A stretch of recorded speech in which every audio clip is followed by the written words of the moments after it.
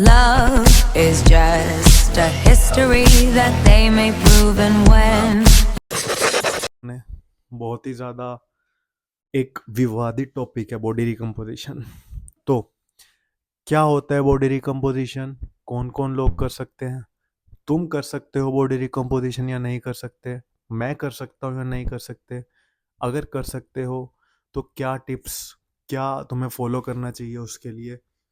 आज की वीडियो में हम सब इस टॉपिक्स पे डिस्कस करने वाले हैं। बहुत ज़्यादा इन्फॉर्मेशन तुम्हें इस वीडियो में सुनने को मिलेगी। अगर अच्छा लगे तो सब्सक्राइब जरूर करना।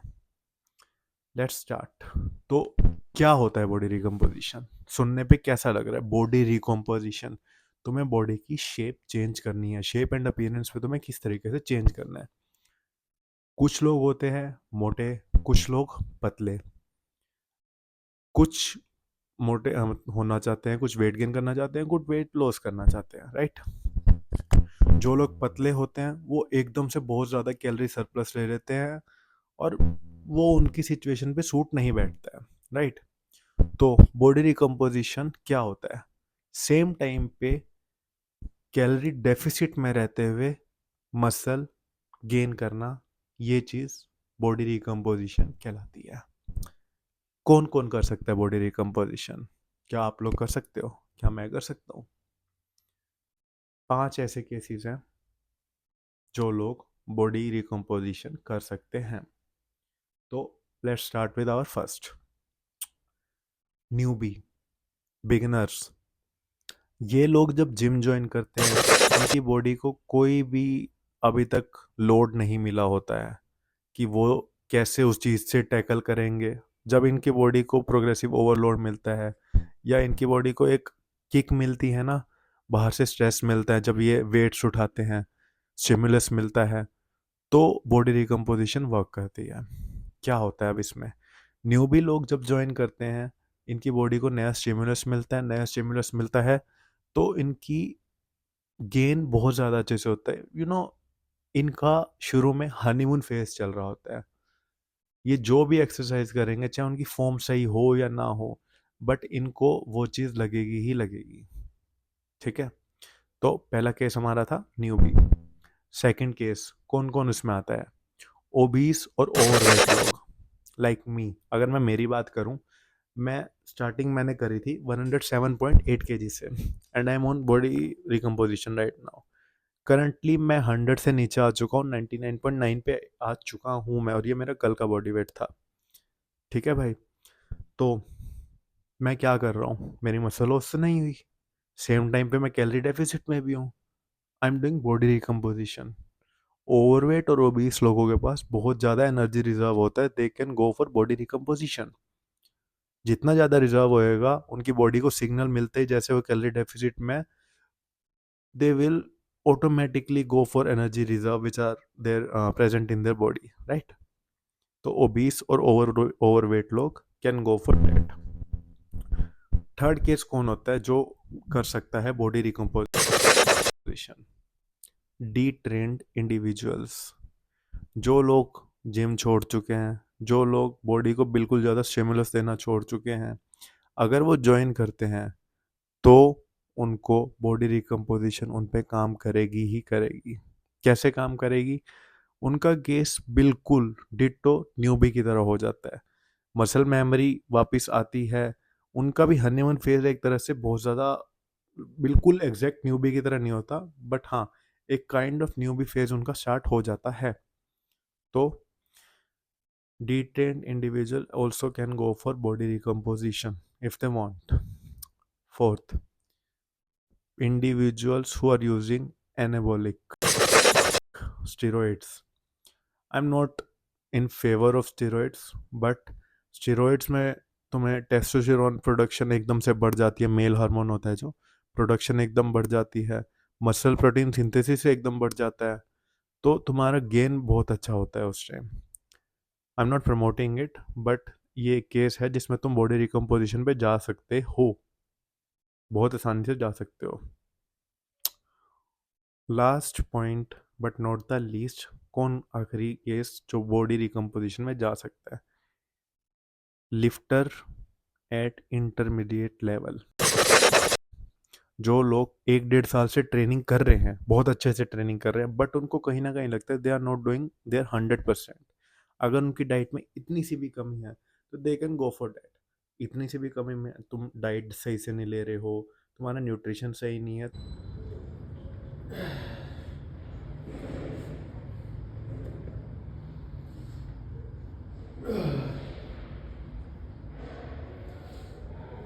तुम्हारी ट्रेनिंग अगर ऑन पॉइंट नहीं है, they can go for body recomposition. उनकी बॉडी रिकम्पोजिशन बहुत अच्छे से होएगी। अगर उन्हें दिखता है भाई वो रिकवरी प्रॉपर नहीं कर रहे हैं, वो चीज़ें प्रॉपर नहीं हो पा रही हैं, तो वो चीज़ बॉडी रिकम्पोजिशन वो प्रेफर कर सकते हैं। ठीक है भाई। अब मैंने वेट लॉस करा, मैं अभी रिकॉम पे हूँ, तो मैंने क्या पॉइंट ऐसे करे हैं जिससे मैं रिकम्पोजिशन करता हूँ, और मैं तुम्हें क्या बताऊँगा। चलो, ज़्यादा हम इस चीज़ को खींचते नहीं, ऑन पॉइंट आते हैं। First pillar for doing body recomposition, training. अब ट्रेनिंग ये एक छोटा कंसेप्ट नहीं है, इसमें बहुत सारी चीज़ें कवर आ जाएंगी, but let me give you a brief.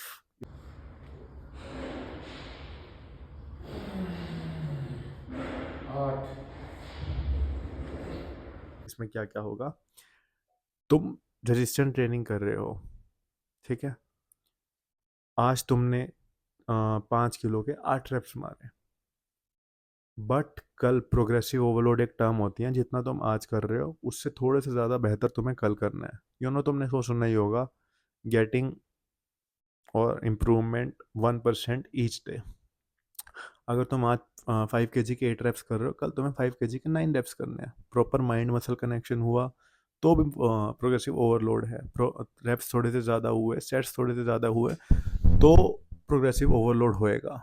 ये सब चीज़ें प्रोग्रेसिव ओवरलोड में आ गई। तुम्हें एक्सरसाइज फॉर्म पे काम करनी है, don't go for ego lifting और एनीथिंग एल्स। अगर तुम प्रॉपर फॉर्म पे काम करोगे तो तुम्हारी मसल अच्छे से उस चीज़ को अडेप्ट करेगी। लाइक तुम ईगो लिफ्टिंग करते हो, पॉइंट ए से पॉइंट बी लेके जाना मैटर नहीं करता, बट पॉइंट ए से पॉइंट बी तुम कैसे लेके जाते हो, कितनी स्लोली तुम कौन सा एक्सरसाइज परफॉर्म कर रहे हो, वो चीज़ बहुत ज़्यादा इंपॉर्टेंट रोल प्ले करती है बॉडी रिकम्पोजिशन में। Technique play a very important role, not ego lifting, so don't go for ego lifting. ये हमारा फर्स्ट पिलर था। तो सेकंड पिलर क्या होगा, पहला ट्रेनिंग, दूसरा न्यूट्रिशन। अब न्यूट्रिशन में 3 टॉपिक्स आएंगे जो मेन है। Protein, water. वाटर तुमने बहुत कम सुना होगा, बट वाटर एक अच्छा खासा रोल प्ले करता है। थर्ड, कार्ब्स और फैट। अब सपोज मैं 99 kg का हूँ, कितना प्रोटीन लेना चाहिए तुम्हें? लोग कहते हैं 1 kg पर ग्राम, और 1 ग्राम पर केजी, या फिर 2 ग्राम पर केजी, 1.5 लेना चाहिए। कितना लेना चाहिए? अगर तुम मेरी मानोगे, आई वुड सजेस्ट 2.2 पर केजी। अगर मैं 100 kg का हूँ, मैं 220 ग्राम प्रोटीन इंटेक पे जाऊँगा। और प्रॉपर ट्रेनिंग चल रही होगी, प्रॉपर सब कुछ चल रहा होगा, इतना protein intake is necessary for your body. Water intake कितना होना चाहिए? आई वुड सजेस्ट 4 लीटर से कम मत जाना भाई। 4 लीटर इज मिनिमम।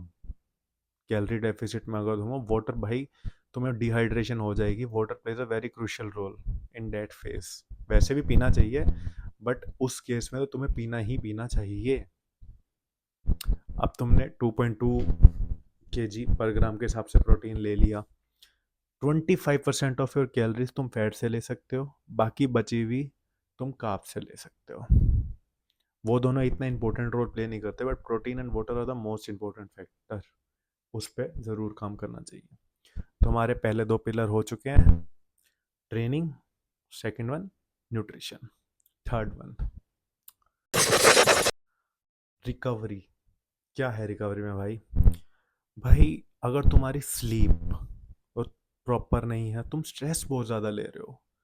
अगर तुम्हारी स्लीप भी, ये दोनों चीज़ें रिलेटेड है वैसे देखा जाए तो। तुम स्लीप प्रॉपर नहीं ले रहे हो तो तुम अगले दिन वैसे तुम्हारा माइंड स्ट्रेसफुल सिचुएशन में उठेगा। स्ट्रेस में क्या होगा, तुम्हारा और ज़्यादा खाने का मन करेगा, क्रेविंग का मन करेगा। बेसिकली क्या होता है, अगर तुम्हारी नींद अच्छे से नहीं हुई किसी दिन, तो तुम्हें अगले दिन जो ऑयली फूड्स हो गए जिसमें स्टार्च ज़्यादा होता है, एक डोपामिन रश चाहिए होता है माइंड को, तो वो चीज़ करने के लिए माइंड अगले दिन तुम्हारे को कहेगा भाई तुम ये खा लो, कोई दिक्कत नहीं है। तो ऐसा नहीं करना है भाई।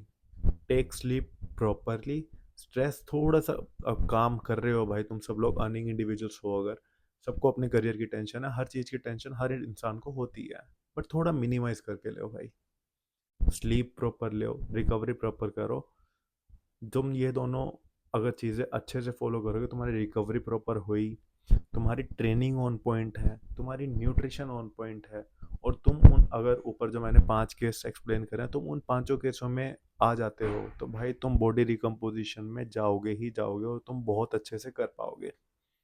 ठीक है भाई, तो go for body recomposition and follow these 3 tips. Next, मैं इसको इम्पोर्टेंट नहीं कहूँगा, बट अगर तुम करोगे, तुम्हारे एक प्लस पॉइंट साबित हो सकता है। क्या है वो? कार्डियो। कार्डियो कोई डायरेक्ट रोल प्ले नहीं करता है, cardio play a indirect role. क्या है उसमें?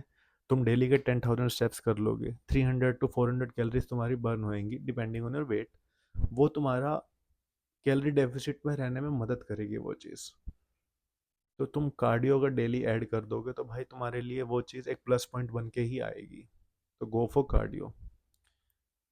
लास्ट, बट मैं इसको इतना इंपॉर्टेंट प्रायोरिटी लिस्ट में नहीं दूंगा, बट ये एक विवादित टॉपिक है, सप्लीमेंट्स। तुम्हारे लिए बहुत सुनने में, तुम सब इंटरेस्टेड हो ये टॉपिक सुनने में, भाई कौन सा सप्लीमेंट ले, कौन सी ऐसी जादू की पुड़िया है जो तुम डायरेक्ट लोगे और तुम्हारे को डायरेक्ट ही उसका रिजल्ट मिल जाएगा।